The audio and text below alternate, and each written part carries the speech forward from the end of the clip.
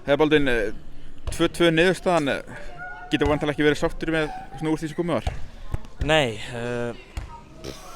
hvað maður að segja, bara ótrúlega fúlt að vera 2-1 yfir í hálfleik og manni fleiri og ná ekki að gera betur í seinni hálfleik af því að tækifærin voru sannlega til staðar.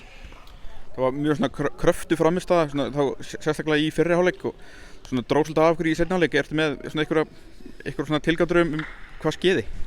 Nei, mér er bara svo sem hann rétt með í höður. Það er fóð mikið effort í fyrri hálfleikinn og við virkum bara einhvern veginn þreyttir í seinni hálfleik sem er eiginlega ótrúlegt af því að það var Njarðvíkurliðið sem þurfti að hlaupa 10 mót 11 og það leit ekki út fyrir það í seinni hálfleik að þeir væru manni færri sko, sem er bara vonbrigði með okkar leik. Fannst þú svona bara aðstæðan er þetta kannski svolítið trufla þá ég reynir bara bæði lið?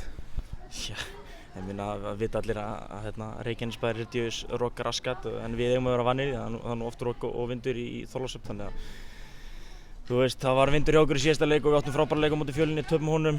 Mér finnst við eiga skilið að fá meira út úr þessum leik í dag en það er gott að fá stig á töfluna, þú veist, og bara fyrsta stig Ægis í sögu félagsins í lengideild þannig eða næstæstu deild þannig að þú veist, það er allavega eitthvað sem við tökum út úr þessu en við verðum að nýta sénsinn eitthvað betur og við eigum að mínum að vera með fleiri en 1 stig.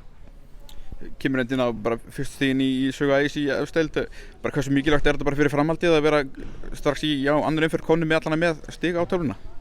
Það er jákvætt, umtalið okkur hefur ekki verið mjög jákvætt þannig að fá fyrsta stig er jákvætt. Frammistöðurnar hafa verið hins vegar mjög góðar og að mörgu leyti, ég er svo sem ekki sáttur með seinni hálfleikinn í dag en þú veist, við höfum helling til þess að sýna og sanna í þessari deild og mér finnst við hafa mætt bara af góðum krafti inn í deildina og það er bara 20 leikir eftir sem að við þurfum að halda áfram að byggja hana og fara að sækja alla fyrstu 3 stigin. En það er bara upp og áfram? Það er ekkert annað hægt í þessu, það verður að halda áfram og við ætlum okkur að gera það, klárlega. Gangi vel. Takk.